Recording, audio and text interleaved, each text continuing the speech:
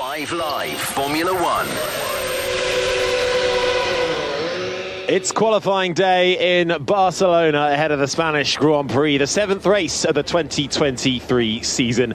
Max Verstappen and Red Bull have once again looked unstoppable over the free practice sessions, but the order behind is anything but certain. A final practice session this morning brought rain and changing conditions. The weather for qualifying, however, not looking so wet. In fact, it's dry. 30% chance of rain means basically no rain. This is how the championship order looks, though. Max Verstappen is at the top with 144 points, 39 ahead of his teammate Sergio Perez, who himself is just 12 points ahead of Fernando Alonso, who sits third in the drivers' standings.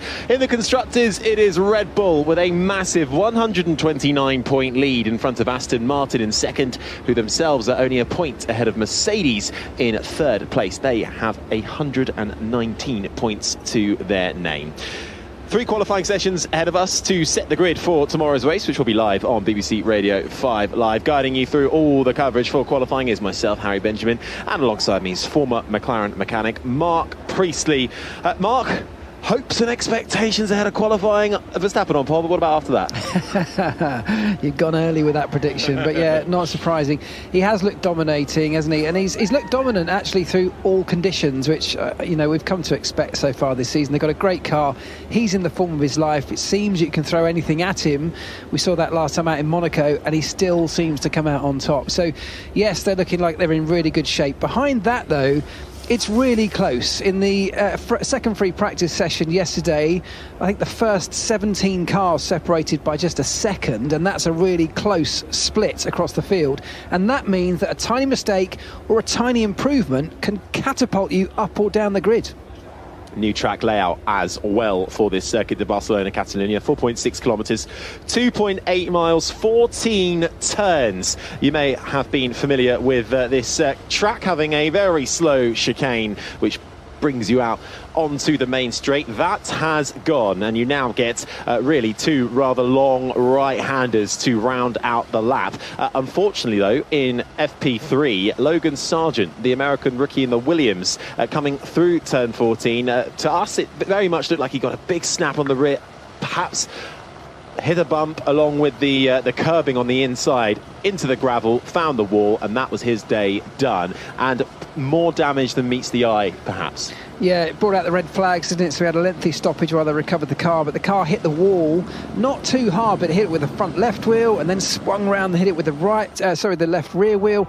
Possible gearbox damage, we don't yet know, but it looked like it punched that sort of drive shaft in, and that will of course damage to the floor as well. So a lot of work inside that Williams garage in the short time between sessions. Hopefully they are all back under control and ready for qualifying. Well, the grandstands are absolutely packed with a sea of green and red for our 2 home racers, Fernando Alonso in the Aston Martin and Carlos Sainz in the Ferrari, and there is a huge mixture of fans that are here to support them. It is starting to fill up. There is a few umbrellas up and a few raincoats out, but it looks like it should be a dry start to this qualifying session. Q1, 18 minutes. We'll look to lose the bottom 5 drivers to figure out the grid as we go and get ready for the green light at the end of the pit lane. It's tight though, Mark, isn't it? Because we've seen all throughout free practice that just mere tenths splitting everybody behind Verstappen all the way down to 20th and last. That's right, yeah, nothing in it. And so this is crucial. It's just like I said earlier, getting those last little tiny bits, the final little 0.5% of your performance, squeezing that out of the car and driver. That's what's going to change your grid position. For the likes of Williams, for the likes of AlphaTauri and even Alfa Romeo, those guys have got an opportunity here to jump up the grid if they can execute a really good qualifying session. Well, a few cars making their way to the end of the pit lane to get ready for the green light. Joining us as well in the commentary box is the BBC's chief F1 writer, Andrew Benson. Andrew, coming into free practice, a few teams bringing upgrades as well, particularly Ferrari with new side pods, going for a new concept for them. Have they seen much of an improvement in terms of lap time for them? Well, it's hard to tell right now, Harry, because there's been so little running. I mean, Charles Leclerc and Carlos Sainz were very guarded yesterday, saying, it's too early to judge the upgrades. They would have been hoping to do that more this morning. But everyone just got one lap, really. And actually, here's some radio from George Russell. Spit in the pit lane, but only very lightly. So it's obviously there's still a little bit of rain around. From what we saw, the team that wanted to really see an improvement over from yesterday to today was Mercedes, who Lewis Hamilton was saying if they couldn't improve the car overnight, he was going to struggle to qualify in the top 10. Well, he was third fastest on the one lap, basically, that they got in the dry weather this morning before it started to rain, or before Logan Sargent crashed and then it started to rain. And the Ferraris were just behind, Carlos Sainz's Ferrari was just behind Hamilton. So that's what we'll be looking out for in qualifying, really, to see whether those upgrades have made any significant difference for both Ferrari and Mercedes, who have got the one that they put on in Monaco last weekend. Okay, well, green light on at the end of the pit lane. Session is underway. Hamilton, Alonso, Russell, Tsunoda, De Vries, Stroll, Ocon, Gasly, Magnussen, all making their way out of the pits. First and foremost, 17 minutes and counting already going down on the clock. And unsurprisingly, it is the red wall C3 soft tyre that is on. Also available, the medium yellow tyre and the hard white wall tyre too. With the qualifying, we're expecting to see the softs to start with for this session. And there is, George Russell is correct, a few spits of rain coming down on the track. Yeah, which makes these early laps absolutely crucial, doesn't it? Just in case we get a downpour, and there's one car off already. It's the Alfa Romeo. It's Yuki Tsunoda. Sorry, AlphaTauri of Yuki Tsunoda, yeah. So a little bit wide and runs into the gravel, gets away with it, and he's back on track, and we've got green flags again. But these early laps, absolutely critical. You've got to get a banker lap in just in case the heavens open. We said a 30% chance of rain. That means that there's a 70% chance it's going to be dry, but that 30% is still threatening enough that you have to take it seriously. Yeah, we're just seeing shots as well of Yuki Tsunoda in the AlphaTauri losing the rear, actually, as he came through the left-hander of turn 11 and hit the brakes, locked up his tyres and into the gravel on the outside of turn 12, the right-hander, which brings you into the little straight before you get to the right-hander of 13. Here's Russell. Rain is underway, I think. There we go. Now it's tasty, isn't it? You've got to get your lap time in quick. Russell's on a fast one already, but Tsunoda's going to have work to do with his tyres to try and get them back up to speed. But he's on a lap 2, as is his AlphaTauri teammate. But right now, it is George Russell that looks like he is going the quickest. Kevin Magnussen coming towards the end as well of his first flyer. Lewis Hamilton too, all making their way round this 4.6 kilometre track. The final sector as well, really technical, and clearly coming through 10 and 11 there is a wet patch because George Russell has just had a rather hairy moment where he nearly lost control of the car. He manages to keep it in a straight line. And you know what, Max Verstappen has come out a lap later than everybody else, just on an out lap as we speak, working his way around, in fact just starting his lap now. I hope for his sake he hasn't missed the best of these conditions, but we'll find out very, very shortly. So there are spits of rain coming down here in Q1. Part of the track is damp, particularly coming through 10 and on the exit as you enter 11. The sound you're hearing now is on board the Alpine of Esteban Ocon, third place in Monaco, and he goes to the top of the timings. His lap a 1:14.8 in Q1 ahead of Russell, and Hamilton now comes across the line, displaces his teammate up into second along with Gasly, who goes fastest. Yeah, so risky game I think at Red Bull. Both drivers coming out a lap later than most other people who are getting that early banker lap in. It may well be that the conditions don't deteriorate too bad and Verstappen still gets in a good lap. We'll find out very shortly. He is on his flying lap now and going reasonably quickly, so it looks like he's in decent shape, although not. Oh, is that off? We got an Alfa Romeo off and a red flag. There was a yellow flag in sector 3. Red flag has come out. Timings have stopped. Valtteri Bottas was in the gravel on the exit of turn 12, but he's managed to get back onto the track. So had they called the red flag for Bottas a little bit prematurely there? Well, that's the worst thing for Verstappen, isn't it? Hasn't got a lap on the board yet. Not at all. So those who haven't, well, the list is plenty. In fact, only 8 drivers have come across the line to set any kind of lap time, but the timing is stopped. Bottas makes it back into the pits, but we'll get 14 minutes and 13 seconds on the clock remaining when we do get back underway. But as you rightly say, Mark, is the rain going to intensify? Might well have missed the best of the track conditions. The sound you're listening to is on board with Fernando Alonso, who has a big moment coming through the final corner. A big snap, has to bail out of it goes across the gravel, very similar to Logan Sargent, but Alonso manages to carry through the speed and get back onto the track. And you know, that final corner, this reprofiled end of the lap, is a very fast right-hander, as Harry says there, but it's bumpy, and it caught a lot of people out yesterday. The bumps unsettling the car at very high speed when you're on the limit of traction, the limit of your aero load. We saw Logan Sargent getting caught out this morning. I think Alonso had the same thing there, where he just loses grip in a snap moment. Just went slightly on the gravel, so check the floor analytic. Copy. So that was Valtteri Bottas on the radio after he slipped his way off the circuit, but he gets going again. Nick De Vries in the AlphaTauri did exactly the same thing, because there is a wet patch in turn 11 that they're all finding, and that was the sound of Alex Albon coming into the left-hand braking of turn 5 and losing the rear, and into the gravel he goes. So he manages to get back, or get the rear wheels spinning again and rejoin, but the tyres certainly covered in gravel, and make his way back to the pits. Here is Albon, Bottoms the car quite hard when I rejoins.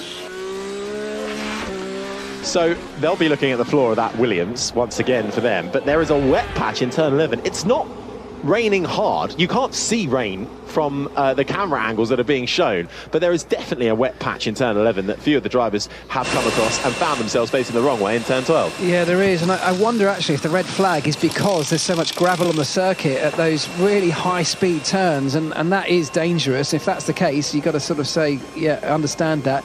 You might want to get some marshals onto the circuit, sweep it clear. You can't. Finding gravel at that speed when you're really leaning on the car is just like driving on marbles, so maybe that's what it's for. Well, the only lap time sets so far are from 8 drivers. Currently, P1 is Nico Hülkenberg with a 1:14.0 in the Haas. Then it's the 2 Alpines of Gasly and Ocon. Stroll and Kevin Magnussen make up the top 5. Hamilton, Russell, Alonso, the rest of the 8 drivers that have all set a representative lap time. Verstappen couldn't finish his first flyer. Perez, Bottas, Tsunoda, Norris, Zhou Guanyu, Nick De Vries, all out there that couldn't get a lap time in before the red flag, along with Piastri, Albon, the 2 Ferraris, and Logan Sargent, who didn't actually go out in that first sector. So I wonder, they are still working on Logan Sargent's Williams from his crash from FP3. This might well buy them a little bit of time. He's in the garage, helmet on, and watching from the middle pit box gantry, but Logan Sargent and the Williams team working ferociously to get out in time. I did mention that Hülkenberg did have the fastest line. That has been deleted due to track limits at turn 5, so Gasly with a 1:14.6 is now the fastest lap time. And it also means we now only have 7 drivers with a time on the board. Everyone else failing to set a lap time before that red flag came out. So all eyes really now on the weather, because if that rain comes down, it's going to be very difficult to beat those early times in the relatively dry track. The weather radar that we're just seeing on our screen, little spots of rain around. It's not too much, but if it finds its way over the circuit, and it is very close, of course that completely changes what anyone's able to do on the circuit.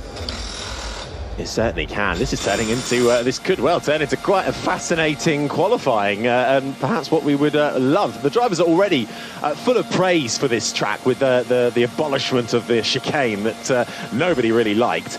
Whether that might help with overtaking, still yet to be seen. A couple of the drivers actually saying, well, following, especially through turn 13 and 14, might be a little bit difficult to try and get that run down the main straight and into turn 1. Well, if you think about it, the chicane was brought in to try and aid overtaking because it was so hard to follow in the previous generation of cars. They've now redesigned Formula 1 cars in this new era to try and aid that ability to follow people closely. And I think we've seen that to some extent, but that's deteriorated a little bit as teams have developed their cars. They're now creating even more of a wake than they originally were at the beginning of last year, and that's starting to have an effect on this thing.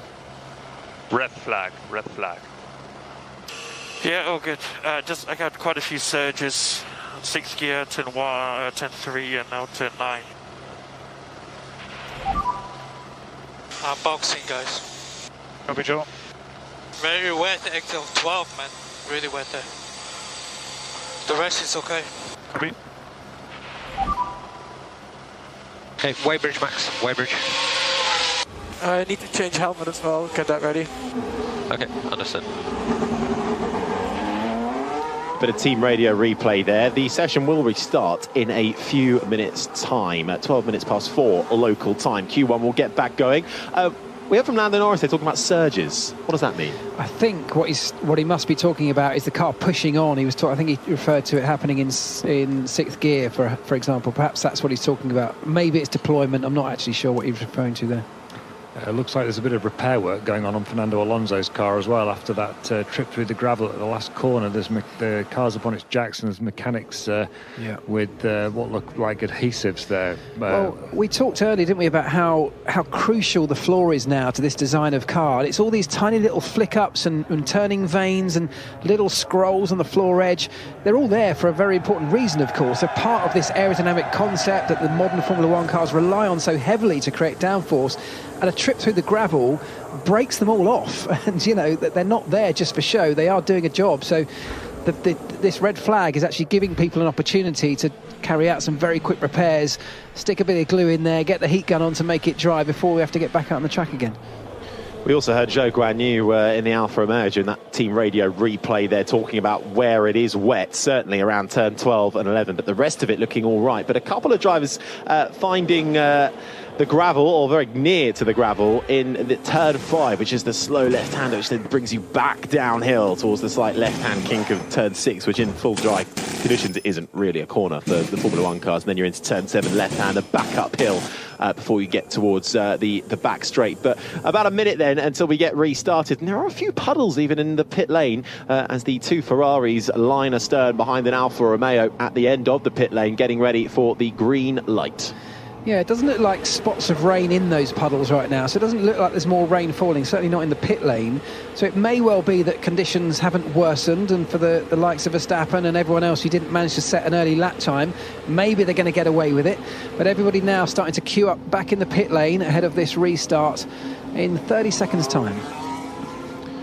Work still being done to the floor and the underside of Fernando Alonso's Aston Martin as he sits in the cockpit. Focused eyes, the cloud cover is over this circuit de Barcelona, Catalunya. The grandstands are full, and here's Charles Leclerc. Just a few drops, turn 1.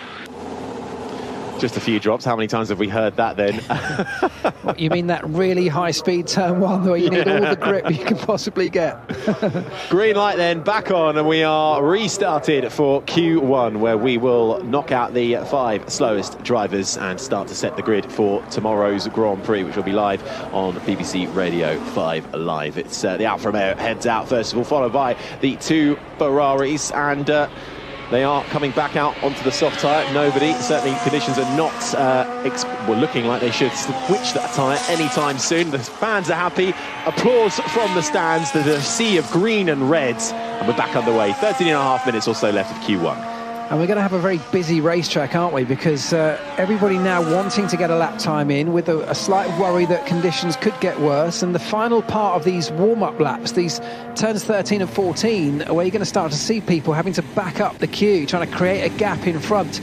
And don't forget, they're a very high-speed corner. So the people that are still in the garage and only coming out now, like the Aston Martin of Fernando Alonso, might find themselves coming around that lap, whilst others are now on a flying lap because he's come out delayed, and going to have to be very careful of the faster cars coming through while he tries to create a gap. Yeah, good work by the Aston Martin mechanics, who have sent Fernando Alonso back out, and he trundles towards the end of the pit lane and slowly makes his way out, trying to find himself a bit of space to the car in front. Traffic management around here isn't really a massive factor, but of course in qualifying the last thing you want to do is come across a car, particularly coming through the final corner now. Well, don't forget the final corner is now a very fast corner, so if you're trying to manage a gap and someone else is on a flying lap, which we could well find here given the spread of people coming out on the circuit, that is going to be something to watch out for. Logan Sargent in the Williams still yet to come out of the garage, so the team down there still ferociously working on that car to try and make it out before the session has ended. They've got 12 minutes to do so if they can. Leclerc is on his first flying lap in this restart as he approaches now the right-hander of turn number 4, which takes you uphill and tends to drag the car slightly out wider before you bring it back into the other side of the track, braking for turn 5, dropping rapidly downhill through the left-hander. You then get to that turn 6 kink, usually flat out in a Formula One car, back uphill towards the blind right-hander of turn 9. High lateral G-forces there experienced, really tough on tyres. back onto the back straight then for the red Ferrari, approaching a little bit of traffic in front too, including in the form of his teammate. There's also a Haas and an AlphaTauri going slowly. Now this is where the wet patches of the track are, and the Ferrari does find it coming through the exit of turn 11, has a little bit of a wobble on the rear, makes it stick, but around now the new look, turn 13, which brings you through into turn 14 for Leclerc. Just behind him, Carlos Sainz getting really caught up at the Alpine behind, having to dart out of the way. We were just saying you don't want to catch traffic round those final two corners. Sainz certainly did so, but across the line then, fastest lap time currently in the hands of Zhou Guanyu and the Alfa Romeo, a 1:14.2. You're listening to Max Verstappen in the Red Bull round the final corner. He comes across the line, goes fastest, a 1:13.6. Yeah, so 6/10 of a gap at the moment. Verstappen straight out in front, although Oscar Piastri much closer. Carlos Sainz there, that looked incredibly dangerous. That's exactly what I was talking about. It didn't seem to affect his lap time too greatly. He only ended up something like 87 1/1000ths behind his teammate in the end, but it looked like he had to make a big jink out from behind a back marker who was just creating that space for him as he came around the terrifyingly fast right-hander of turn 14. Verstappen fastest ahead of Piastri, Ocon, Zhou and Sainz currently in the top 5. This is the sound on board with Fernando Alonso coming through turn 11, has a slight twitch on the steering wheel, keeps it going round turn 12 into 13 now. Pit lane entry to your right, he keeps on going through the right-hander, slight lift. He's lost time in the middle sector though for Alonso. Where's this going to put him? Up into 6th spot for the Spaniard, a 1:14.6. Yeah, long way off Verstappen though, isn't he? A second behind at the moment. There's still a lot more time left out there on the table as drivers find their feet, feel their way through the parts of the circuit that have grip and those that don't. I still think these times are going to start tumbling if we get no more rain as this session goes on. So this is the sound of Carlos Sainz, watching a replay here coming up behind the Alpine that was a bit dithering on the racing line. You should get a penalty for that. I had to leap in the middle of a high-speed one. I have to say I agree. That was, a real dangerous move. You can't always blame the driver. The team has to let these the guys know that somebody's coming, but that was right on the racing line. And that Alpine was Pierre Gasly, and that incident is going to be investigated for impeding after the session. Here's Nick De Vries. What am I doing wrong there? So what am I doing wrong there? Once again, he's had a similar spin to what we saw before the red flag, but he's gone a lot further into the gravel. This is on the exit of turn 11, a slight left-hander before you then get into the tricky turn 12, which sets you up for the last two corners. High speed backwards into the gravel. 2 spins at the same corner in the space of 5 minutes. That's what is he doing wrong, Andrew? Well, I don't know. Well, I would a bit too heavy right foot on a bit of wet track, I would suggest, is the explanation. Isn't it a bit worrying that he doesn't know what he's doing exactly wrong? I mean, there are occasions when the car can do something that's that upsets the driver, that, you know, you can have a little moment where the deployment is happening when you weren't expecting it from the hybrid system, for example. I don't know whether that's the issue, but the fact that the driver's having to ask the question of what's going on, what he's doing wrong, is a bit of a concern. The other thing is that actually that's people cast their minds back a little while ago to Pierre Gasly's start of his career with Red Bull. He had a torrid Barcelona test in February of that year, and that was one of the corners where he had a spin that led to an accident. And it was actually that test, I would say, was probably the start of the end of Pierre Gasly's Red Bull career. And we already know that Nick De Vries is under pressure for his seat after a difficult start to the season. He had a much better weekend in Monaco, and he had looked better here in Spain until now. But Helmut Marko, the Red Bull Motorsport advisor, is not going to be keen on seeing that. De Vries still the only driver not to have a lap time on the board as Sergio Perez comes across the line. Something's happened to the Mexican in the middle sector. That's right off towards the end of the lap there. 1.4 seconds off, he's down in 13th. Okay, just over 7.5 minutes left of Q1. Max Verstappen has the fastest lap time, a 1:13.6 in front of the McLaren of Oscar Piastri. Lewis Hamilton has been on the radio to say he does not like these tyres, they're not working. Everyone's on the soft tyre. He's in third. Ocon, Zhou Guanyu the top 5, Sainz, Alonso, Bottas, Gasly, Stroll the top 10. Hulkenberg, Magnussen, Perez, Tsunoda and George Russell, the driver at risk at the moment, in the top 15. Albon, good news for Logan Sargent and Williams. He has made it out of the pit lane. He's down in 18th in front of Charles Leclerc, who needs to get a lap time on the board. He's on for a personal best in the first sector. This is the sound of Nick De Vries. He's made it through turn 11 and 12, unscathed this time around, but he's lost time in that middle sector. He comes across the line now for the Dutch AlphaTauri driver, and that's a bit more like it for De Vries, up into 7th, a 1:14.3. But you could noticeably see through that sector of the lap, he was taking it so cautiously. He's clearly got no confidence, and understandably so if he's had those two incidents, but noticeably sort of backing off, hesitant to get on the throttle. There's more lap time in that car if he can get that sector nailed. Yeah, well, his teammate, Yuki Tsunoda, down to 16th at the moment. Tsunoda has out-qualified him at every race so far, so certainly from that perspective it looks okay for De Vries. Charles Leclerc was 20th and last. He comes across the line, and it's only 16th for the Ferrari. Now, I think what we're seeing here, guys, is tyre temperature things going on. It's a very odd order. Oscar Piastri's done a fantastic job to be second in the McLaren. Zhou Guanyu is 5th in the Alfa Romeo. De Vries is 7th in the AlphaTauri. Charles Leclerc is down in 16th. Fernando Alonso, whose car admittedly might be damaged after that off earlier, is only 9th. And we heard Hamilton talking about the tyres. These Pirelli tyres, they're so sensitive. If you can't get them into the right temperature window, up to the right operating temperature. Here's Leclerc's radio. There's something wrong with my rears, guys. Okay, we are checking it. We'll come back to you. So tyres, as I was saying, if they're not in the right window for temperature, then they just don't work. That's what Hamilton was talking about, even though he's third fastest. I think that's why we're seeing such an odd order. George Russell makes his way around the final corner of the Mercedes again. He's had a difficult middle sector. DRS flies open and is 8th fastest for the British racer. 1:14.4, just under 9/10 back from our fastest lap time, which is Max Verstappen, a 1:13.6.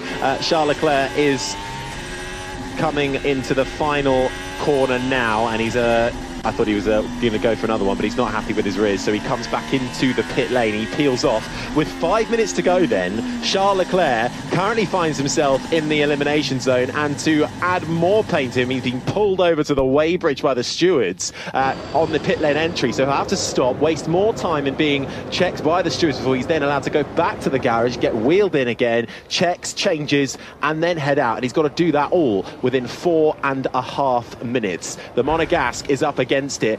So too is Sergio Perez. He's in 16th at the moment in the Red Bull, off the back of a crash in Monaco qualifying where he ended up starting last.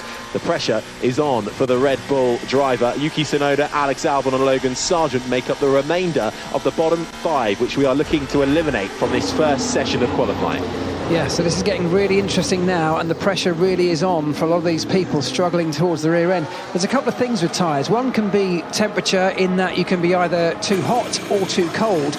The other is working them too hard over the course of the lap and running out of tyre grip, if you like, at the last couple of corners. We used to see it a lot in the previous layout of this circuit, but I think it's only going to get worse with the high energy turns 13 and turns 14 at the end of the lap now. So people having to manage the performance, how much performance they take out of their tyre in the early part of the lap to make sure they've still got enough life left by the end of it, particularly on these soft tyres.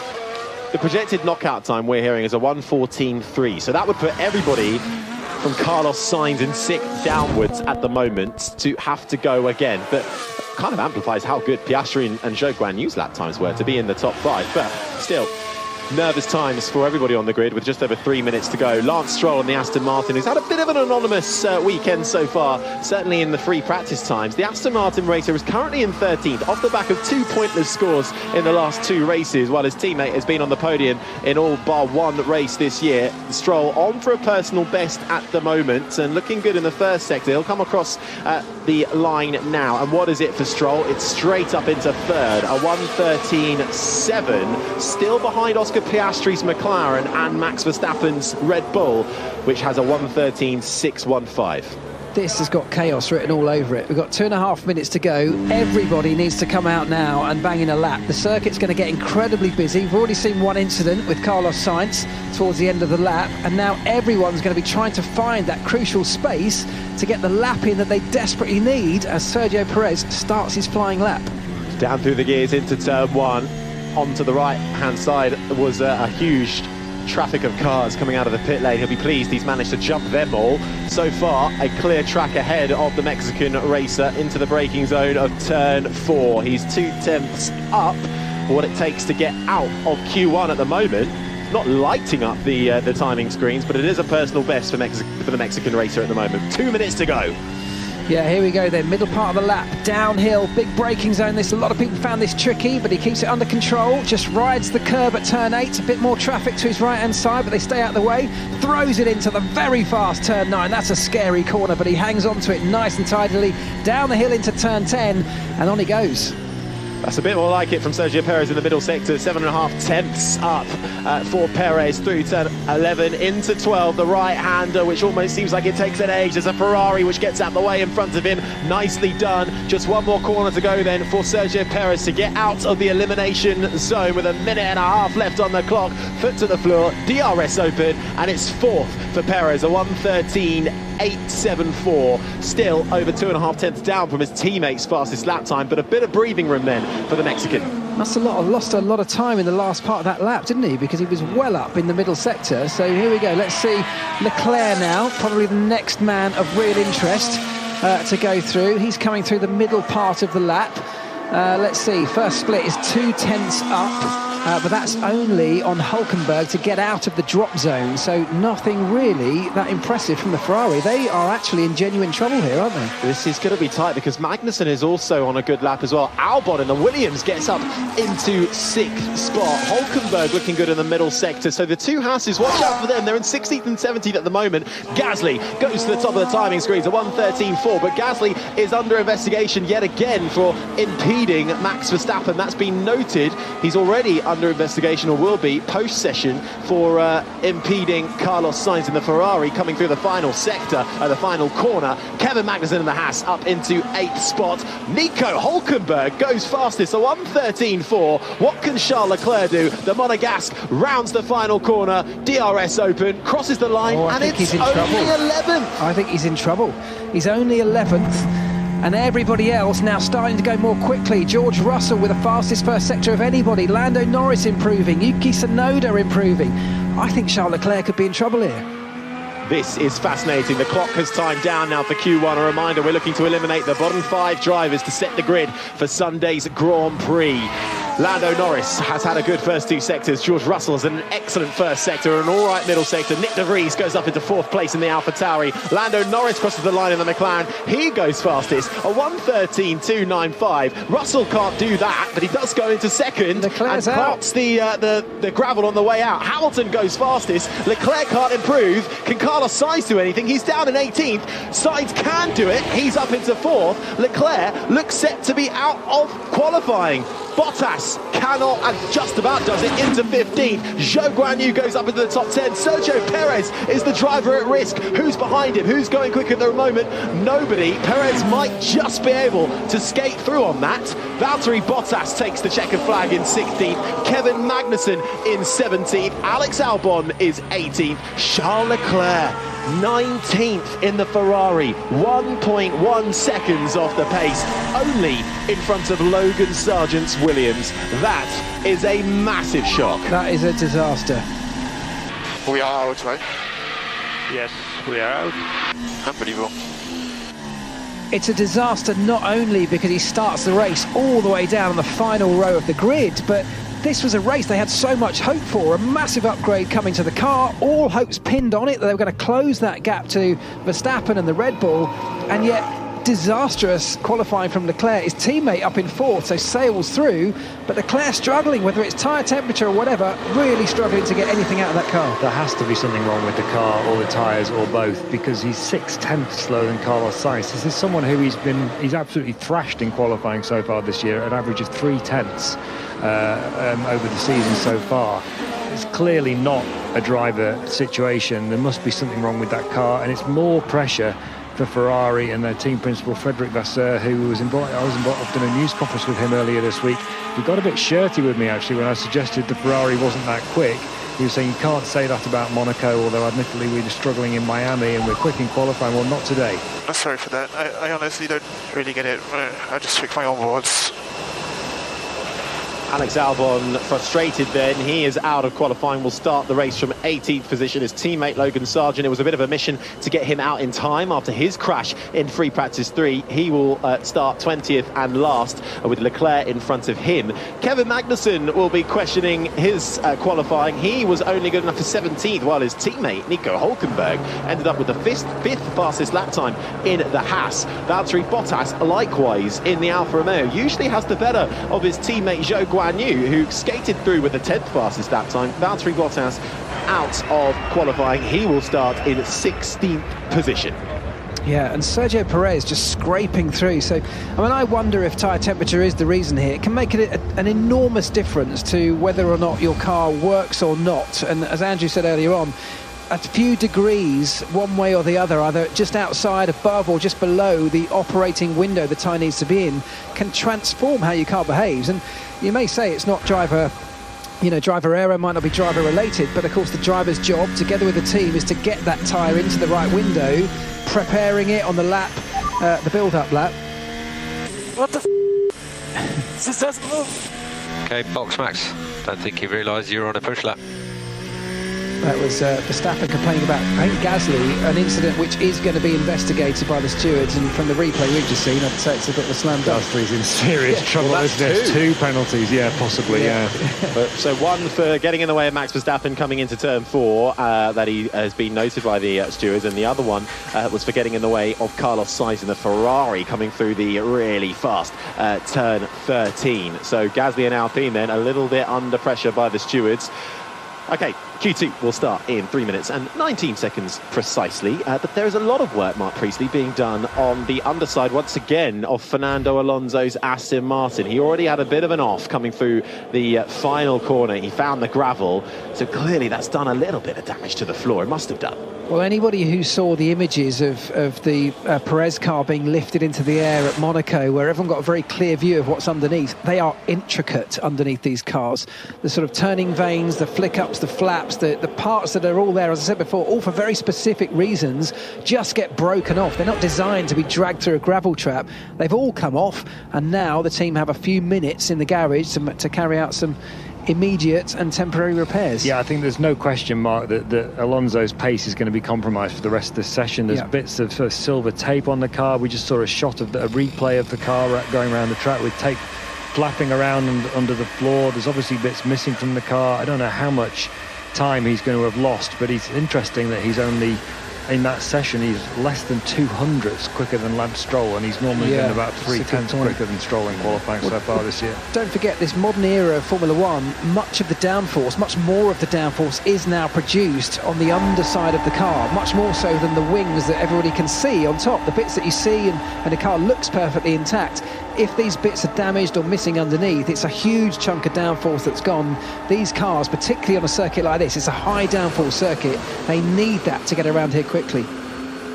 You're listening to live coverage of qualifying for the Spanish Grand Prix. Q1 to eliminate the bottom 5 drivers has just taken place. So starting from 15th will be Valtteri Bottas in the Alfa Romeo. Behind him, Kevin Magnussen's Haas. Alexander Albon in the Williams is 18th. The big shock, Charles Leclerc in the Ferrari, only good enough for 19th, with questions being asked about if there are problems going on that Ferrari. Logan Sargent in the Williams will be 20th and last. We now head into Q2, where we will look to lose once again 5 drivers from 11th down to 15th position.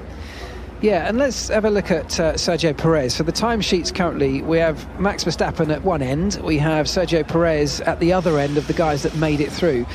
Importantly, we're now in parc fermé conditions, so the team can't now make drastic changes. Sergio can't get back to the garage and ask for new roll bars or new springs. He can't change mechanical parts of the car anymore. It's now locked in place. The car that you have is the car that you have. You can make very minor changes to the front wing angle, and you can change things like tyre pressures, but that is it. So it's now up to Sergio in his preparation lap to get the tyres in the right window, get himself a clear spot on the track, and find whatever was missing to catapult himself up the grid. This is the sound of Fernando Alonso in Q1 in the Aston Martin, and here's his team radio. Big impeding on the Alpine on that lap to Verstappen. Massive one, I mean, into turn 4 will be 3 places. An additional steward on the panel this weekend, and Fernando Alonso witnessing the impeding by Pierre Gasly onto Max Verstappen first hand there. Fantastic. He's even decided the penalty. I love it. 3 places as far as Fernando Alonso is concerned. Of course, commenting on the team he left for Aston Martin last season, with Pierre Gasly ultimately being his replacement. Gasly then under pressure slightly from the stewards, but the two Alpines in general looking fairly quick and encouraging pace that's being carried through from their display in Monaco after a few strong words from the CEO Laurent Rossi. Preview to that in Miami, wanting for better performance.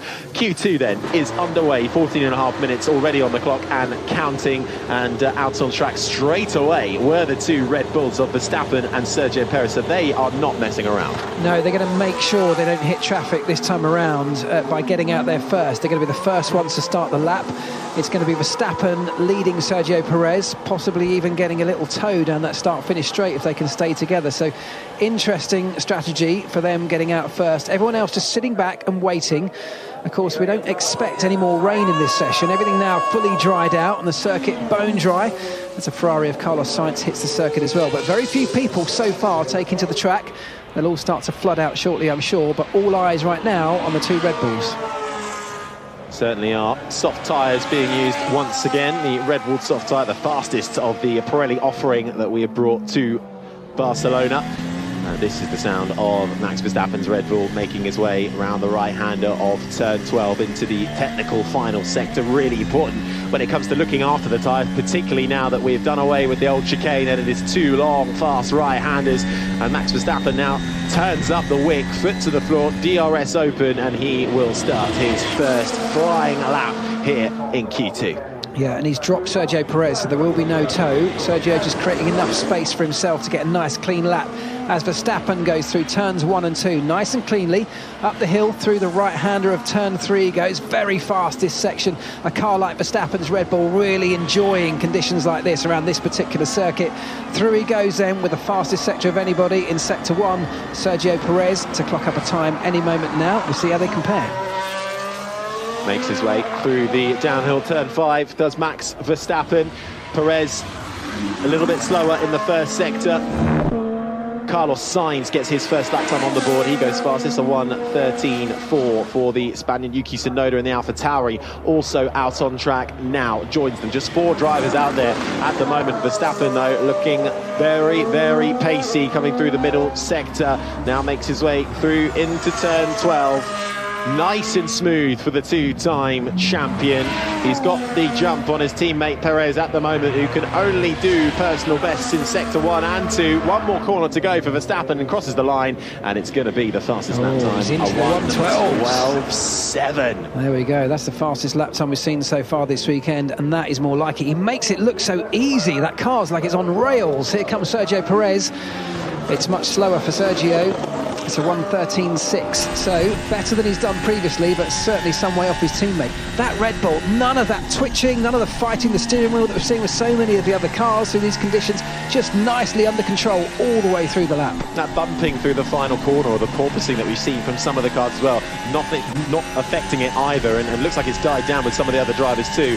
The sound you're listening to is Carlos Sainz in the Ferrari. He has to lift off through that final corner, but this will be his first proper flyer from the Spanish racer. It's third fastest, a 1:13.7. Yeah, and it just puts into perspective how quick Verstappen was there, a 1:12.7. We said at the start of the weekend they might get down into the 12s in qualifying. He's the first man to do it, no one else yet coming anywhere close. 11 minutes to go in this session. Let's see who can get anywhere near that Red Bull of Max Verstappen. That's the target. And now everybody else now flooding out onto the circuit to see what they can do. Yeah, pretty much everybody coming out onto the track now. Just Pierre Gasly and just Pierre Gasly, who has yet to come out onto the track. And we've already seen that man, the Frenchman Gasly, in trouble for a few impeding incidents. Less cars on the track now that we've got rid of 5, but certainly still something to watch because they're all coming up onto each other, onto the back straight. We've got a Mercedes right up onto the back of Lewis Hamilton, right onto the back of Yuki Tsunoda in the AlphaTauri as they come down the back straight, and Tsunoda does not want to be passed by Lewis Hamilton. Hamilton has to settle for that and backs right off and finds himself some track positioning. Sergio Perez comes into the pits after his lap time effort as George Russell begins his first flyer. Yeah, here he goes then. Let's see what the Mercedes can do. We've had signs of promise with this Mercedes, with this new bodywork concept introduced for Monaco, but this is the first real test of it on a proper circuit. High speed, high downforce. In he goes to turn 1 then. Nice and tidy, under control. Same through turn 2 and up the hill. Turn 3 also looking nice. The Mercedes looking quite good through that first part of the lap, but it was the second half of the lap where they really struggled yesterday, particularly the final 2 corners. George Russell just around 0.2 off Verstappen in that first sector, being closely followed by his teammate Lewis Hamilton. The two Mercedes then making their way around on track. The top 3 currently all making their way back into the pits. So they got out early, got their banker laps in, and then decided to come back into the garage. That's Verstappen, Perez and Sainz, the top 3 currently. Yuki Tsunoda was also out there early doors, but something happened to him on his lap, and Lewis Hamilton has backed off massively in the middle sector. He went purple in sector 1 and backed off though massively now, so he won't come across with the line. Big twitch on the Mercedes for George Russell as he comes through turn 11. Yeah, Lewis was actually faster than Max in the first sector, and maybe that's the reason. Maybe he's going too fast and had to back out of it. But here comes Russell then. A fairly decent lap, but how good is it? Let's see where he pops himself. Up into second, around half a second off Verstappen's time, which actually for Mercedes is pretty respectable, I think, this weekend, given how good Max Verstappen and that Red Bull is. But his teammate will live to fight another day. He'll have another go, maybe back off, have a cool-down lap, might have to come in for some new tyres. The tyres not really good enough, the soft tyres, to last for 2 good push laps around here, so he may need to come in and get a new set. Lance Stroll in the Aston Martin has just gone second fastest, the 1:13.3. This is the sound of his teammate Fernando Alonso around the final corner, and he now goes second fastest, the 1:13.2 for him as Ocon comes across the line of the Alpine to go third, immediately followed by Lewis Hamilton, who massively backed off. He'll set himself up to go again. Zhou Guanyu crossed the line in 8th. What's Norris got in the McLaren? He is 9th, and we await Pierre Gasly in the Alpine now to see what he has got in store for us. He's making his way through the middle sector now. It's not a bad time from Fernando Alonso, considering he's got half a roll of sticky tape all over his car, is it? Yeah, it's a good point. Hamilton, I'm surprised he went for a second lap, because he certainly used up some tyre life in the first half of that lap before he backed out, but he's gone quickly again. Still quicker. No, sorry, that's quicker than Norris in the first part of that sector, isn't it? So he's at the moment, because he hasn't set a representative lap time, trying to fight his way out of the elimination zone, but we know he's got a decent car, because the last time around he put in a very good first sector before backing out. So let's see how he gets on. Decent middle sector. I don't think he's going to quite get anywhere close to Verstappen, but he's 0.8 up on Norris. That would put him, well, he's going to get out of the elimination zone at this point, but he's not going to trouble the guys at the front. No, and a reminder, we're looking to lose 5 cars from this session, from 11th all the way through till 15th, to set those grid positions for tomorrow's Grand Prix. Lewis Hamilton currently occupying 15th spot. He crosses the line, and it's second fastest. Found a huge chunk of time in that final sector, and just under 2.5 tenths of a second back from Max Verstappen, who still holds the fastest lap time. So in the elimination zone then, Lando Norris and Oscar Piastri, the 2 McLarens, Nick De Vries and Yuki Tsunoda, the 2 AlphaTauris, and the lone Haas, Nico Hulkenberg, currently in 15th. Now that, for Mercedes, is really encouraging, with that upgraded car that they ran in Monaco for the first time. They didn't really know, I think, that it would necessarily be a step forward straight away. They were hoping it would open development avenues by pursuing this more Red Bull style route, even if their car's fundamental architecture isn't really built around a Red Bull route. But to be so close to Verstappen, admittedly the track will have improved. Here's some radio for Russell. Struggling so much here, mate. Cars bouncing all over the place, just no confidence with tyres. So George Russell's talking about bouncing and tyre temperature problems, but he's obviously not having such a happy time with the Mercedes. But from Hamilton's point of view, even allowing for the track evolution, I think Toto Wolff will be pretty pleased with that. Yeah, very good. And actually, for George Russell there, if your tyres are too low temperature, if you can't get the temperatures up into the right window, it obviously drops the pressures at the same time, that drops the ride height, and it may be that all of that is contributing to this bouncing around this bumpy circuit, particularly the last part of the lap. And as I said before, all he can change now really is tyre pressures itself. He can't change the mechanical setup of the car. Well, the fans in the grandstand certainly getting a very entertaining display in qualifying. Still quite a fair bit of cloud cover, but it is bright. There are no umbrellas out just yet, and just over 5 minutes to go. And the team home favourites, Fernando Alonso, currently sits in third. Carlos Sainz down in ninth in the Ferrari, being supported by the sea of green and red flags and shirts that make up the majority of the fans here at the Circuit de Barcelona, Catalunya. So, Mark, we've got about 5 minutes now exactly on the clock remaining. All drivers in the pit lane. What exactly is happening in this bit of lull in qualifying? They're just waiting. I mean, they literally are waiting. Of course, there'll be conversations going on, and as I said before, there are a few very minor things that can be tweaked. Very little, I have to say, but there are a couple of little details. So it's a little bit of a quick debrief, but then it's really waiting for the optimum time to go. And the reason I say that is you want the circuit, of course, we know has had some rain. It will be getting faster and faster as the temperatures come up. The circuit dries even more in any damp patches that might still be there. Things like curbs that retain a little bit of water. And then, of course, what you want is to be effectively the last man on track if you can, because the more rubber that goes down, the faster the circuit becomes. But timing that and getting that right is crucial, because the later you leave it, the more traffic you potentially run into. Well, AlphaTauri and Yuki Tsunoda making his way out. Screech of the tyres, lays down a bit of rubber outside of the AlphaTauri pit box, and off he goes. Verstappen is still in the pit, so that was Perez coming out first of all, but then Verstappen is not far behind the Mercedes of George Russell and the Haas of Nico Hülkenberg. Now they've done their waiting and they're all filing out ready for these last few flyers as we find out who will be eliminated from 11th to 15th and get ready for our top 10 shootout, which will come in Q3.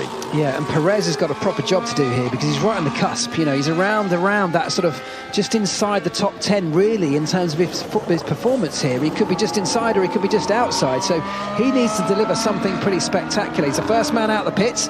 He will have a clear track in front of him. That's a bonus, and he needs to make the most of that, but he's got to deliver, and he's only got one shot to do it.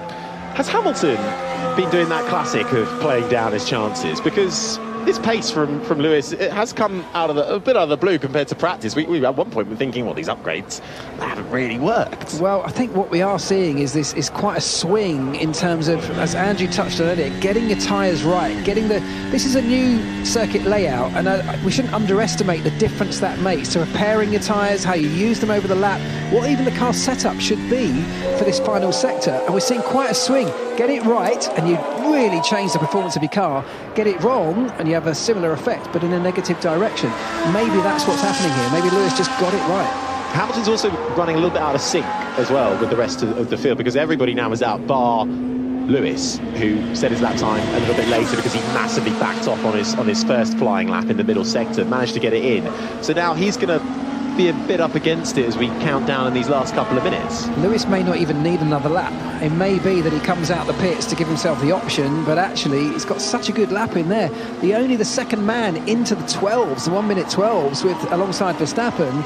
It may be that no one else can get close to that, and that puts him comfortably inside the top 10. Well, there won't be long to find out as Sergio Perez finds the grass and finds the gravel. He dips a wheel coming into turn 5, and that sends him right into the gravel. Christian Horner hadn't noticed it. Adrian Newey had to give him a touch on the shoulder and say, look, there's our driver off into the gravel on his first flying lap. This is not good news for Sergio Perez, who is currently down in 8th position. He's nearly 9/10 off the back of his teammate Max Verstappen. Here's what he has to say. We've got the fuel, we can go again. Well, he's got the fuel, but his tyres are now covered in dirt and dust from the gravel trap. He's got half a lap to prepare those tyres. It's definitely far from optimal. He's got to clean them up and get them into the right temperature window by the time he comes to the end of the lap to be fully prepared to go again. He is now under massive pressure. This is the sound of Nico Hülkenberg in the Haas, meanwhile, currently down in 15th, vying to get into the top 10. Round the final corner for the German, and what's it going to be for the Haas, which has looked very pacey around this Barcelona track, and it's fourth fastest, a 1:13.2 for Hülkenberg. Let's see how far he drops down compared to the rest of the field. Sainz is on a decent lap, he's in 10th in the Ferrari. Gasly is finding time in the middle sector, but he lost a chunk in the first sector, so he's a little bit up against it. Carlos Sainz is going to be the first one on that gaggle to come around the final corner in the Ferrari. DRS open for Sainz, and it is second fastest, another man into the 112s. That's decent, and I think it was the Mercedes of Russell that potentially looked like it was impeded again there, coming out the final corner. We'll see. But yeah, Lewis Hamilton, I don't think he's going to need another lap, is he? Lewis Hamilton has made his way out of the pits, and he has damage on the front right of his front wing. The end plate is missing, and we just cut to a shot there where he was mightily close to his teammate George Russell coming into turn one. I think it was his teammate that impeded him in the final corner. We'll find out, we'll get a replay shortly, but if that's the case, that's disastrous. I don't think Lewis is going to need the extra lap. He's currently sitting in fourth, but I can't see that many people improving enough to get past him. But let's see if we can catch a replay of it. It's definitely missing an end plate, so he's hit something. As Lando Norris pops up into second place. What a great lap, stonking lap from him. Checkered flag out, Oscar Piastri takes it in the other McLaren. He goes sixth fastest right now. That puts Russell down into the elimination zone. Alonso's taking the checkered flag in eighth place. But Max Verstappen still has the fastest lap time, a 1:12.7. So we are looking at George Russell, Zhou Guanyu, Sergio Perez and Nick De Vries, who has taken the checkered flag. He will start 15th. So is his teammate Yuki Tsunoda. He could do no better than 11th. Sergio Perez is the big name that we are watching out for. George Russell cannot find a way through into Q3. He will not be in the fight for the top 10. Russell only 12th fastest. What can Perez do round the final corner for the Mexican Red Bull driver? He's 13th at the moment, and it's only good enough for 11th. Perez out of Q2. Oh my goodness, and it's only half a second off his teammate, and that puts him all the way down in P11. That shows you just how close the field is split here, but massive. That Sergio Perez has been the architect of his own downfall here. Too many mistakes, that put him under increased pressure towards the end of the session. Let's see what he says. Unbelievable. I mean, at any other circuit, half a second from the leader gets you into Q3. It is so tight, particularly in qualifying in Formula 1 today. Here's Russell, who will start 12th. Nowhere.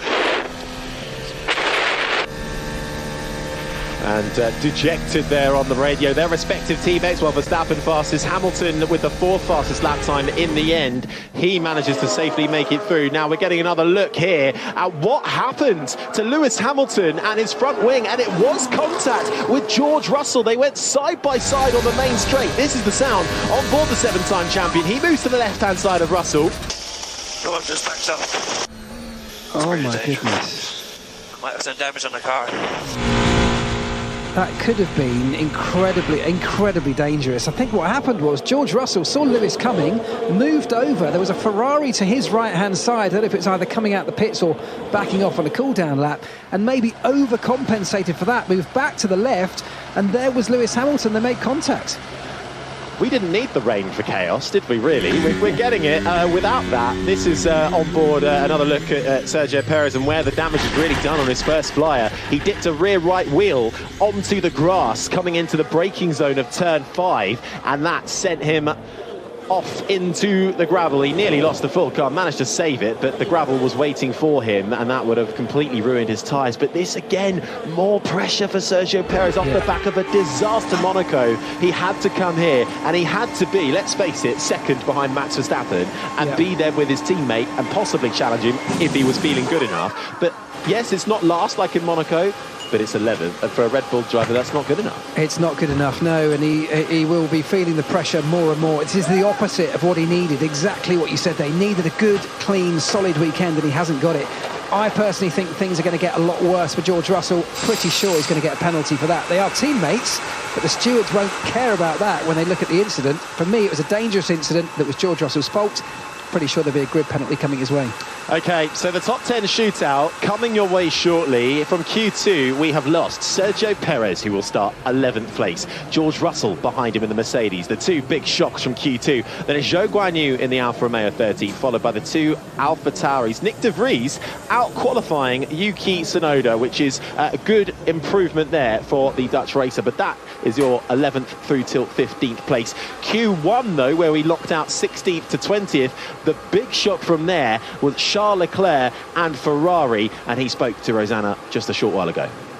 Charles, I'm going to say bad luck, because I imagine you weren't expecting to be there. You said it was unbelievable. You're referring to the fact that you thought you believed you could do better today, or just the whole process? No. I was completely sure that I was out, to be honest, after the feeling I had during Q1. The car was... I think there's something wrong. We will check the car tonight, but I would be very surprised if the car was fine. It's the left-hand corners for me that was a disaster. Just the balance was extremely difficult. We'll check that and try to understand to have a proper car like I had this morning for tomorrow. So this morning it was fine, it's just this afternoon it's changed? Oh, yeah. This morning was actually, the feeling was really good this morning, but for some reason there was just something strange in... Are you running the upgrade still, or is it just Carlos? Yes, I am, but it's not the upgrades. I mean, I was running it also yesterday, and everything was feeling fine. So there was just something off for this session, and we need to understand what was it.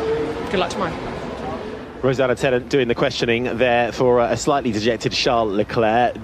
Saying, well, it's not really the upgrades, but clearly something's not right on that Ferrari when your teammate, Carlos Sainz, was up in third come the end of Q2.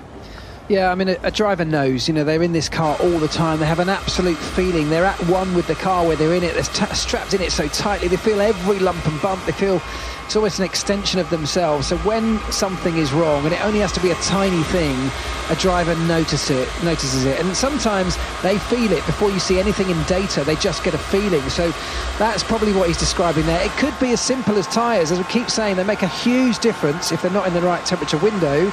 And of course, the driver will just feel the sensation. He won't be able to see or understand from a technical point of view what's going on. So they'll have a close look at it. Hopefully they can find something, because we want to see that Ferrari in the mix, don't we? We want a good fight at the front, and we were hoping that Charles Leclerc will be up there in it. The stewards' room is getting busier and busier. That turn one incident involving the two Mercedes of George Russell and Lewis Hamilton. Lewis Hamilton going on the left-hand side into the approach of turn one, and contact between himself and his teammate Russell. That is being investigated after the session, with impeding as the title it's there. It's a slam dunk, isn't it? Well, Fernando Alonso, that's a slam dunk, three-place grid penalty, right? So we'll see what that one brings. Pierre Gasly, another man under pressure from the stewards as well for two separate incidents in Q1. He made it through into Q3, 9th place. So fighting it out for a top 10 position is Max Verstappen in the Red Bull, Lando Norris in the McLaren, Carlos Sainz's Ferrari, Lewis Hamilton's Mercedes, and Esteban Ocon in the Alpine, along with Piastri, Stroll, Alonso, Gasly and Hülkenberg. So great effort from the Haas driver to make it through into the top 10. But the two McLarens, actually, brilliant show of pace for them. Norris right up there, and a 1:12.7, only a mere thousandths behind Verstappen. Yeah, really strong lap, and actually really good to get both drivers into the mix for this top 10 shootout. So they'll be very, very happy. They need a good run of form, McLaren. They've sort of dipped into this sort of middle ground of nothingness over the last few races. They've had a number of incidents that haven't gone their way, and yet we know that car has, inherent performance in it. So maybe they can start to unlock that now. Maybe this is a catalyst for moving on in a positive direction. I hope so. I'd love to see Norris and Piastri and all of my former teammates having a good weekend. Well, to add to that as well, with the McLaren up there in second, we have a Red Bull, McLaren, Ferrari, Mercedes and an Alpine. 5 different teams occupying the top 5 positions as we head into Q3. I think if that was the grid, even with Verstappen on pole, I think everyone would be pretty excited for the Grand Prix on Sunday. We'd take it, wouldn't we? Well, look, this is what we talked about coming into the session. The field was split by such a small amount. It's tiny margins. Sergio Perez not making it through, even though he's just half a second off his teammate Max Verstappen's lap time.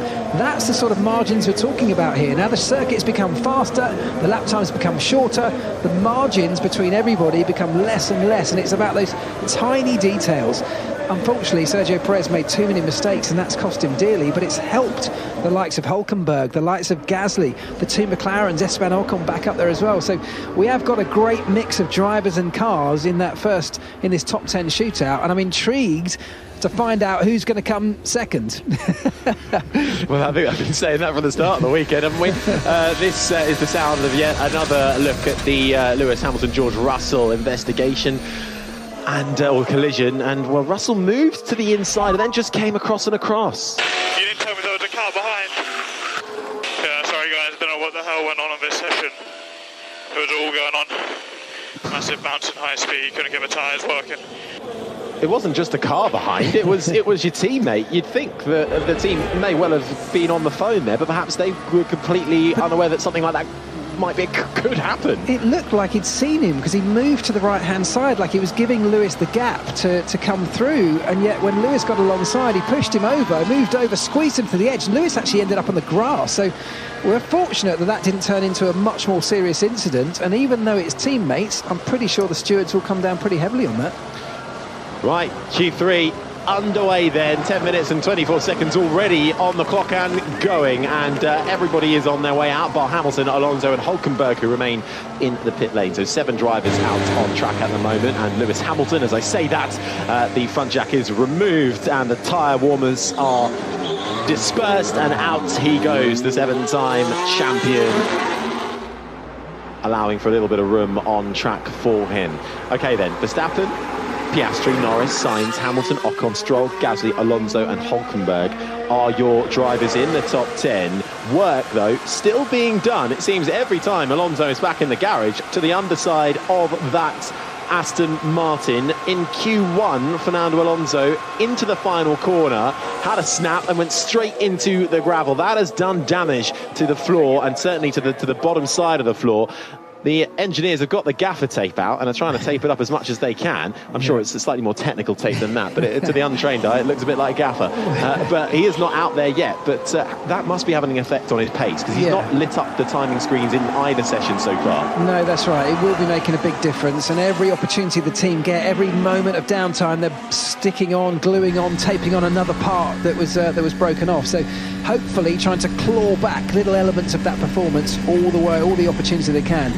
As Verstappen starts his lap then. Off we go into turn 1 and 2, nice and clean. And up he goes, flat out through turn 3, all the way through this long right hand. His foot is buried into the floor, his right hand foot down towards the braking zone of turn 2.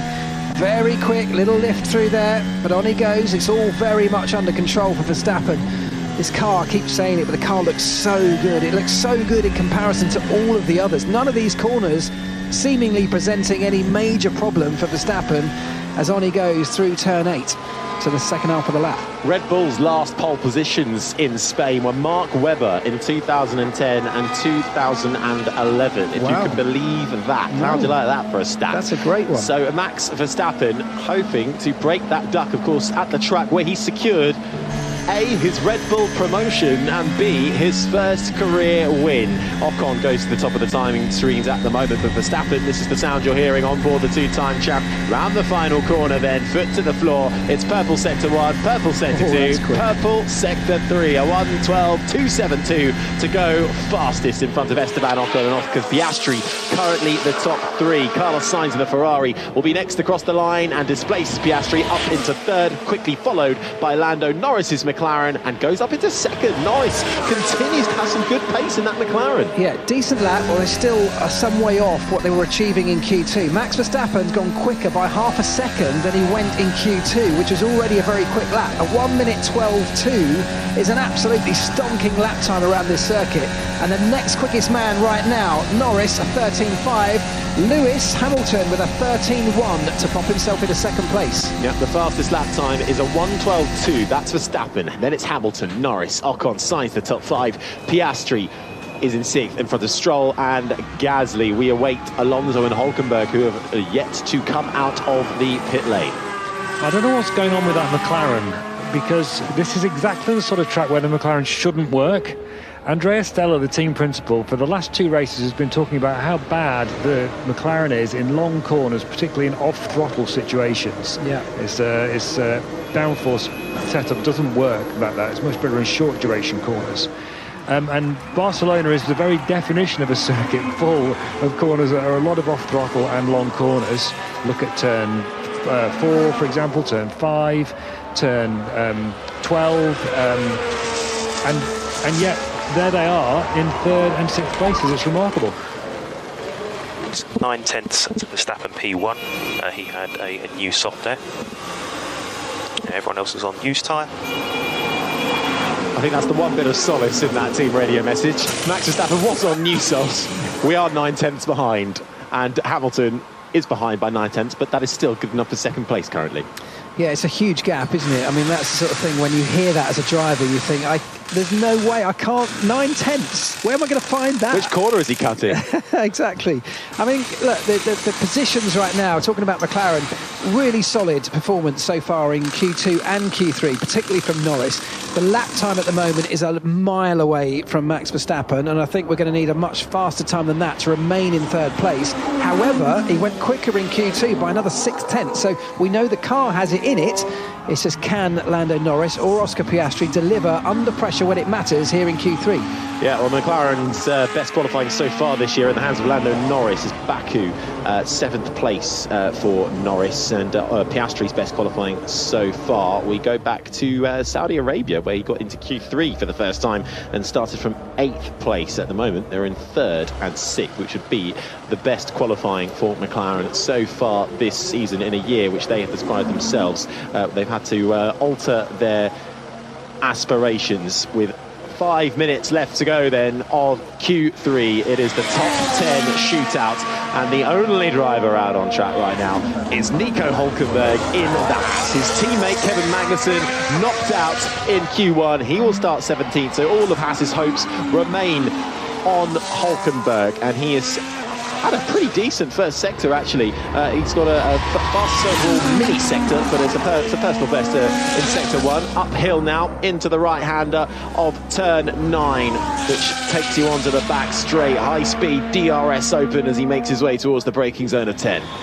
Yeah, here we go then. 6/10 down at the midway point from Max Verstappen, which sounds like a lot, but actually if he can hang on to that, we'll put him right up in 2nd place. So a decent lap, considering we're looking at a Haas tearing around this circuit now and comparing it to a Red Bull of Max Verstappen. The final 2 corners, all that remain. In he goes to turn 14. Keeps it under control, just about onto the curbs, and let's see how he finishes the lap. And he goes into 3rd with a 13.2, and that is very respectable. Very respectable. Lost a bit more time in that final sector. Of course, Hülkenberg finished 3rd in FP2 and said, well, actually, look, you know, I think it is genuine, but I think the others have underperformed here. But Haas and Hülkenberg certainly looking very quick indeed. And Haas off the back of some great qualifying form. Kevin Magnussen 4th on the grid in Miami, wasn't it, for the day. Not so much this time around. A tough Monaco for both drivers, though, in the American team. But so far, Hülkenberg running out of sequence with the rest of the field. Only man out there. 3rd fastest. Verstappen with a 1:12.2. Still the benchmark to beat. Yeah, and Fernando Alonso, no time on the board yet. He's taking all the time they can in the garage to repair as much of that floor as they can. They're just going for 1 flying lap. So he rolls out of the garage, does he? Yeah, rolls out of the garage now. 3 minutes on the clock, meaning Fernando Alonso has one lap to warm up his tyres, get them into the right window, hope that these little parts they've stuck onto the bottom of the car bring a little bit more performance, and let's see where he can end up at the end of this session. Well, Fernando Alonso's last win came from this track a decade ago, racing for the red team. Now he's in the green team, and Aston Martin with a huge support base here in the grandstands. A sea of green. There's also a sea of red as well for Carlos Sainz, the only 2 Spanish racers in the field. But Alonso now on that crucial warm-up lap ahead of his flyer to see where he can get that slightly wounded Aston Martin in qualifying for the top 10 position. Max Verstappen makes his way out of the garage. Lewis Hamilton does so as well. Has to have a little pause as Verstappen makes his way by. And Hülkenberg comes back into the pit. So I imagine his day is done. So we'll see how many positions the Haas man can cling on to as everybody else comes out for their final flyers. Yeah, and of course this is where everybody's as comparable as they can be. They've all got the minimal amount of fuel in the car. They will all now be on fresh, soft tyres. There's none of this, somebody on new, somebody on used. This is where everybody now goes out on new tyres. They get the very best of their car, and they have one lap with 1.5 minutes to go to the checkered flag to get everything they can, and it'll be that decides the grid position for tomorrow. We know how important grid position is around a circuit like this, where overtaking has not always been the easiest, so this is an important session. Yeah, Fernando Alonso then starts his flyer. Everybody out on new tyres, everybody out on the soft red wall tyres. The fastest compound the Pirelli have brought here into turn 1 and 2 for Fernando Alonso, which is a lovely set of swooping corners, which then takes you into the really difficult right-hander, tough on tyres before you're suddenly into turn 4 and starting to head uphill. And Alonso then 0.3 off of Verstappen in the first sector. He's keeping it fairly neat and tidy, but a reminder, this is a slightly damaged Aston Martin, certainly to the floor after taking an off in Q1 into the gravel, and the team doing their best to manage the situation. There is some silver tape on the floor edges, but Alonso, DRS open on the back straight into the braking zone for turn 10. What's the sector split in the middle sector? Just over half a second back from Verstappen currently, but he is going quicker than the other drivers out there at the moment, going quicker than Sainz, quicker than Esteban Ocon, but not by much. Just one more corner left for Fernando Alonso with only 15 seconds on the clock. Full speed to the line for the Spaniard. It's 4th for Fernando Alonso, a 1:13.5. Yeah, he lost a lot of time in the final sector. Unfortunately, he was on for a good one as Carlos Sainz goes second with a 1:12.7. Half a second off Verstappen's best so far. Hamilton will be the next man of interest. He's coming through the middle part of the lap. Let's see what the split time is as he goes through sector 2. Hamilton is... wait for it, 0.3 down on Verstappen, and that is a decent lap so far. Can he hang on to it through the final part of this circuit? Verstappen's had a rubbish first sector as well. His middle sector's a bit better, but he's lost a big chunk of time in that first sector. Lance Stroll came across, he's 5th. Gasly goes 4th. Lando Norris in the McLaren goes 3rd fastest. Here comes the 7-time champion Lewis Hamilton around the final corner. What's he got in store? It's only good enough for 5th. A 1:12.8 for Lewis Hamilton. He can't beat Gasly in the Alpine or Norris in the McLaren. Fantastic effort for him. Stroll 6th, Ocon 7th. Alonso is not going to get another chance at setting a fast time. He will be down in 9th. Max Verstappen doesn't even need to finish his lap. He had something happen to Max Verstappen in the first sector, but he'd already done the job. Max Verstappen will start the Spanish Grand Prix from pole position. Yeah, absolutely dominant display from Max Verstappen. And that's pole position, mate. Yeah, not too bad. I mean, also that last lap was going to be very lovely. It was. But, well done, guys. Not worth taking the last sector in it. Well done, mate. And do you know what's interesting about that? He had a terrible first sector, relatively speaking, and then his middle sector was so good that overall he was still up on that stonking time that he put in earlier in the session. So that's why he's referring to the lap time was going to be an even better one, because he pulled it out the bag in the middle sector and it was going to be something special. I wonder if he could have got anywhere near the 1:11s. Well, it's back-to-back pole positions for the first time this season for Max Verstappen. He will start ahead of the Ferrari of Carlos Sainz, which is his best start of the season on home soil. And Lando Norris absolutely smashes it with 3rd place, his best start for the season by some way in the McLaren. It's a Red Bull, Ferrari, McLaren 1, 2, 3. Then it's Gasly in the Alpine 4th. Bear in mind, Pierre Gasly will come under the eyes of the stewards for impeding several times across the qualifying session. So at the moment he's 4th, Hamilton 5th, Lance Stroll 6th, Esteban Ocon 7th, Nico Hülkenberg in 8th, and that is his first ever Q3 in Spain. So a good effort for the Haas driver in 8th. He'll start ahead of Fernando Alonso, and Oscar Piastri once again in the McLaren gets it into the top 10. Now that is a nice grid for the race. It's a lovely looking grid, isn't it? Yeah, nicely mixed up, sets up a really spicy race. Sergio Perez will be desperate to find his way forward from 11th place on the grid. Charles Leclerc hopefully finding the solution to whatever the problem was in his car, starting all the way back in 19th. What can the Ferrari do over the course of a long race here around Barcelona? Top 6 as well, all from different teams, which is always nice to see as well. Great. And the two former McLaren teammates, Sainz and Norris, helmets off as they head towards the interview that they will all give shortly. And Max Verstappen is first up, and it will be Marc Genet who will conduct the interviews. And your pole man is Verstappen. For the first time in the Spanish Grand Prix, well done. Tell me, how good was the lap? It looked easy. I'm sure it's not, but it looked easy. Yeah, the car was really good. I mean, of course, qualifying started off a bit tricky with the weather, but once it started to dry out, and now in Q3 as well, the car was on rails, and it was really, really enjoyable to drive today. You've won Spain, of course, last year, and the first win for you. How special was that win, and how special do you think it will be to win also here tomorrow? Yeah, I mean, I love coming to Barcelona in general. I love the track, I love the fans. They really love racing, and I had a lot of great memories here, and hopefully tomorrow we can add another one. Thank you very much, and well done, Max. Thanks.